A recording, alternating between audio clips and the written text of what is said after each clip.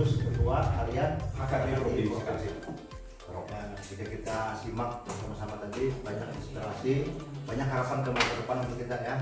Mudah-mudahan itu betul-betul bisa terwujud atau terrealisasi untuk kita semua. Kemudian kita memasuki acara yang ketiga, yakni pemaparan tentang potensi bisnis Porang untuk masa depan. Sebelum kita mulai, sedikit saya berikan pengantar bahwa Pak Mulyono ini adalah kita katakan profesional Porang. Jadi beliau sudah mengelola petani, artinya membina petani itu 300-an orang lebih, yang semuanya alhamdulillah berhasil. Jadi mencatat ini sejarah tapi belum musuk muri. Kalau di Jawa itu Porang hanya 3 kilo itu paling berat sudah membelinya. 2, 3, 1,5 atau setengah kilo itu biasa. Kalimantan Selatan ini yang dibimbing oleh beliau, dibina oleh beliau, itu bisa mencapai Porang umbi 12 kg. Satu bijinya. Artinya 8, 7, 6 itu udah biasa. Nah, kita akan belajar lebih banyak, mendapatkan dari beliau, mudah-mudahan dengan waktu yang beliau sangat sibuk kita bawa ke sini, alhamdulillah bisa sampai. Nah, kita sama belajar dan menyimak dari beliau. Pada Pak Mulyono ada silakan yang mau.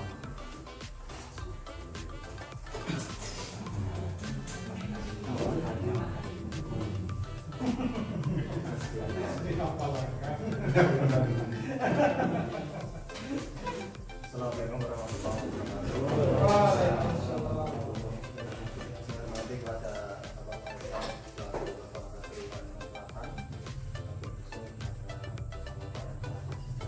ini. Bapak mengatakan tak kenal maka tak sayang. Karena itu saya berkata dulu Pak, nama saya Bapak Mulyono. Saya aslinya Jember. Alhamdulillah istri sudah 2 anaknya.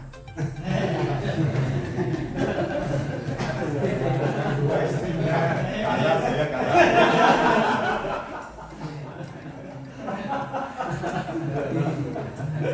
Saya sebelum ngomong orangnya akan cerita dulu. Jadi saya itu tinggal di Banjarbaru, itu kurang lebih 2013 awal. Jadi saya itu kata orang Jawa itu kalau rantau ke Kalimantan itu kalau nggak kurang pasti lirah kata orang Jawa. Artinya kalau nggak kekurangan pasti kemalu, anak kemalu. Ya, karena hidup saking miskinnya.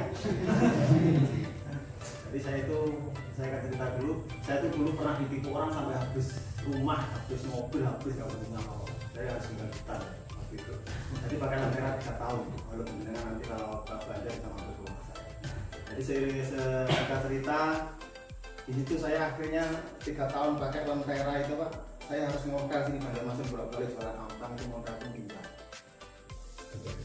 Itu sekitar 6 tahun yang lalu. Dari situlah akhirnya saya ini tahu kurang ini gara-gara ya salah satu orang yang cukup fenomenal kayak Di Madiun ya. Saya tahu dia diundang di TV waktu itu. Saya akhirnya lihat itu waktu itu. Akhirnya saya dengan modal yang pas-pasan waktu itu, karena saya itu orangnya nggak mau katanya orang. Ini prinsip saya, karena katanya orang nggak lebih dari lagunya Medijek, katanya hubungan saya dan jadi akhirnya saya berangkat ke Madiun dengan nggak tahu jual ayam, makanya saya berangkat ke sana. Belajar itu dalam artian saya sebenarnya waktu itu sudah tahu di YouTube saya pelajari Pak Puan. Jadi akhirnya saya belajar ke sana kurang lebih 1 minggu saya kirim kurang lebih radius 30 km dari rumahnya. Dia saya tanyakan. Jadi situlah saya pulang dari sana, akhirnya saya beli bibit dari sana waktu itu, akhirnya saya kembangkan. Jadi apa yang saya lihat di YouTube, apa yang saya dapatkan ilmu dari beliau ini tidak semuanya bisa dikembangkan di Kalimantan. Kenapa? Karena di Jawa nggak ada tanah gambut. Orang ahli di tanah Jawa bisa nanam lombok belum tentu bisa tanam tanah gambut. Iya kan? Jenengan tahu. Artinya saya yakin jenengan semua petani lebih pintar dari saya karena jenengan lebih usianya yang lebih dari saya. Tapi mungkin dalam orang ini saya juga diberi kesempatan lebih tahu dulu. Artinya membuktikan lebih dulu. Mungkin dengan skala kecil, alhamdulillah saya sudah skala besar. Jadi situlah saya akhirnya terus berinovasi, bercerita kepada tetangga, kepada teman. Alhamdulillah saya mempunyai petani hampir seluruh Indonesia. Walaupun nilainya masih ya di bawah 500. Alhamdulillah saya akhirnya dari Porang ini bisa nanam di Prehari waktu itu, panen. Saya bisa beli tanah di Pengarom waktu itu. Jadi saya nanam Pengarom itu di Hakim Makmur. Itu itu kurang lebih 5,5 hektar tahun kemarin. Karena tahun ini nggak saya panen kan dulu waktu itu bibit garu kecil, tak panen tahun depan. Alhamdulillah di sana saya petani kurang lebih ada 50-an lah. Nah, di sana mungkin tanya Pak Nur tentang saya. Kita mungkin ya.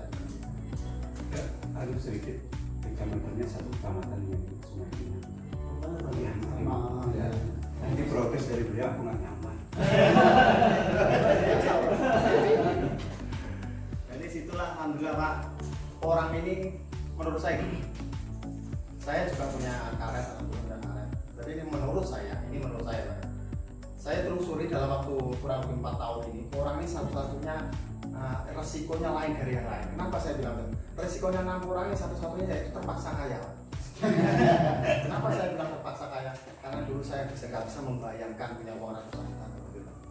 Karena bayangkan sampai sini Banjar 40.000 loh Pak, 63 kilo saya tempuh waktu itu. Alhamdulillah dengan orang ini bisa merubah 360 derajat kehidupan saya. Alhamdulillah saya juga bisa beli tanah di sana, saya nanam segitu. Dulu yang rumah saya jual, alhamdulillah sudah balik 2 kali lipat karena kurang Pak. Jadi di sini intinya gini, ketika mungkin di ruangan ini dulu yang mengalami seperti saya, mungkin pakai ketemu miskin lah bahasanya, kalau saya kasarnya ya mungkin ya, karena waktu itu sangat terpuruk sekali saya. Dengan lantaran kurang inilah monggo kita bisa bangkit gitu, karena saya sudah membuktikan.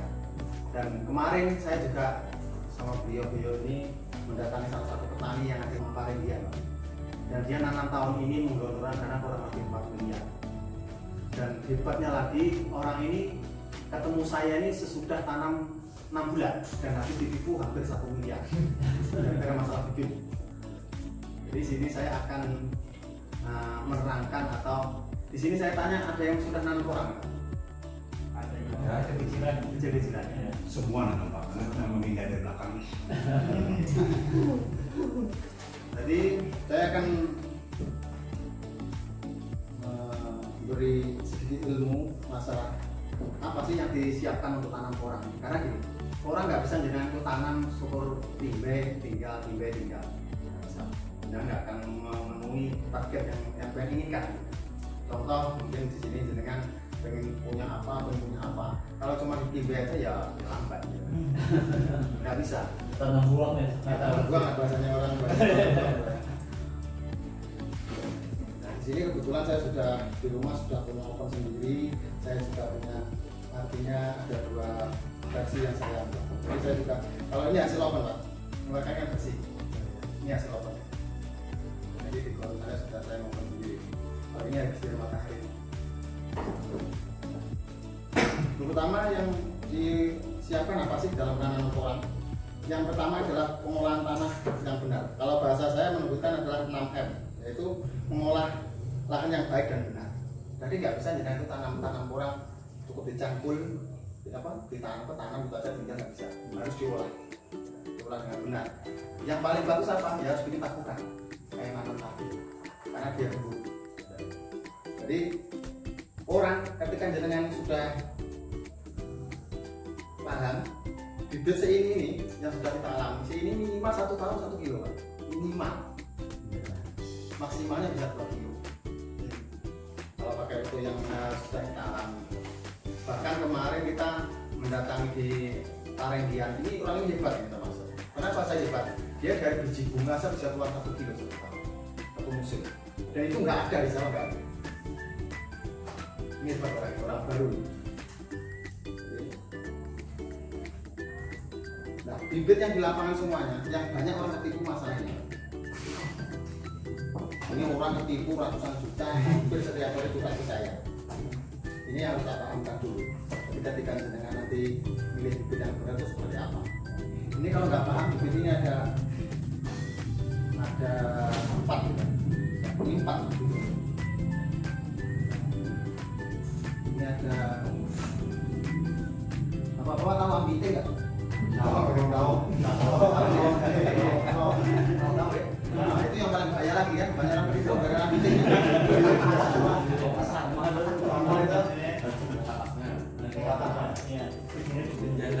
Sekali tumbuh, malanya Tumbuh aja, kayak kacang. Ya ini, Ini orang ketipu Pak, orang Kota Baru beli di Kota Tanjung online ya, beli 300 juta.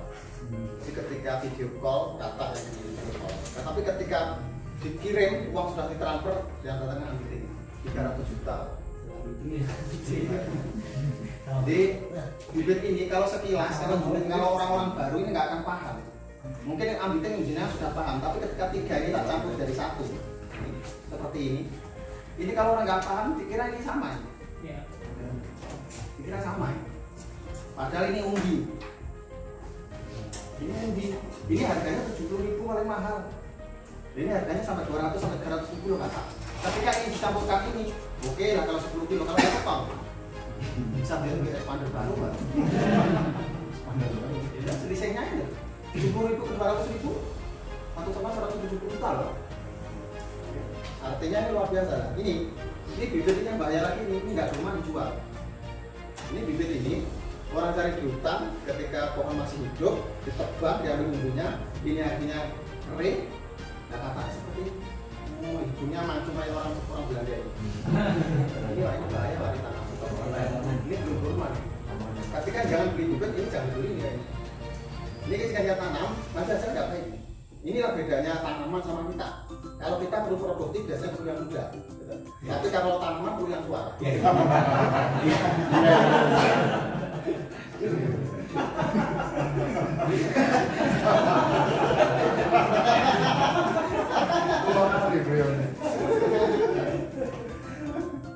Jadi jangan harus betul-betul cari bibit yang betul-betul seperti ini. Kalau dorman pasti mulus Pak. Mulus, tidak ada yang muncung seperti ini kan. Ini 50.000 saya nggak mau beli bibit kayak ini. Ini nggak mau beli tapi kayak 50.000. Dan saya nggak akan pernah jual bibit seperti ini. Nggak mau saya. Karena saya bisa ngomong saya pernah ngalamin dan sudah saya riset saya buktikan begini. Kita bibit ini seperti ini tak tanam sudah hasilnya seperti apa. Jadi nih kayak walur jelas sudah tahu semua gitu. Tahu semua kayak walur jelas. Tahu dia sepupunya Maya tahu ya. Jadi gini, kalau ini untuk mengetahui kaleng-kaleng awam saja. Jadi kalau orang itu pasti mulus Pak. Untuk umbi saya bilang, pasti mulus. Tapi kalau Maya pasti ada anaknya. Anak dia nggak KB, dia anaknya banyak. Dia nggak punya anak. Kalau orang punya KB, kapan punya anak, dia kebobolan.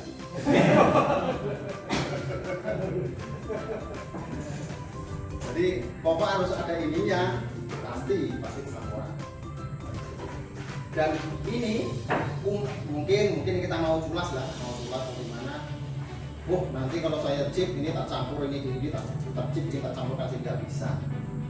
Kelihatan betul lah. Dari jauh saya sudah tahu itu bukan orang. Jadi nggak bisa ditipu, beda. Orang sama ini sama nggak sekitar.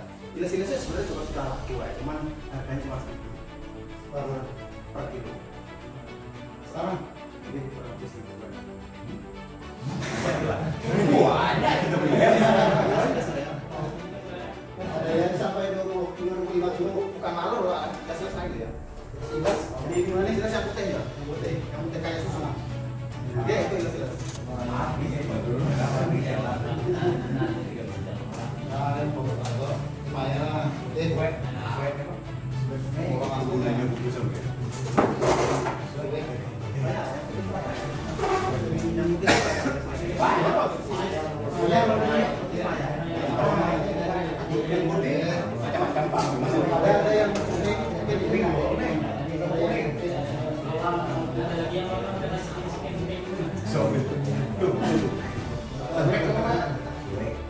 Orang itu satu hektar, kalau hitung-hitungan itu layak, itu kan muatnya 40.000. Kalau 1 tahun keluar 1 itu berarti 40 ton. 40.000 ini dalam satu hektarnya nih. Ini satu hektarnya. Satu hektarnya ini 40.000. Kalau keluar 1 kilo berarti kan 40 ton. 40 ton anggap harganya 25.000 aja, sudah 200 juta. Saya bisa ngomong karena saya alami lah. Kalau tanya saya gini, orang itu asalnya nggak melanggar yang ditentukan oleh yang di atas. Ini menurut saya.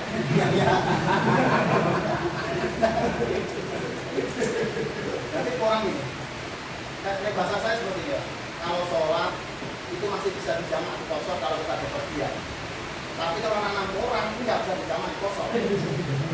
Artinya kalau sudah waktunya tanam itu nggak bisa dipending. Tanamnya kan berapa?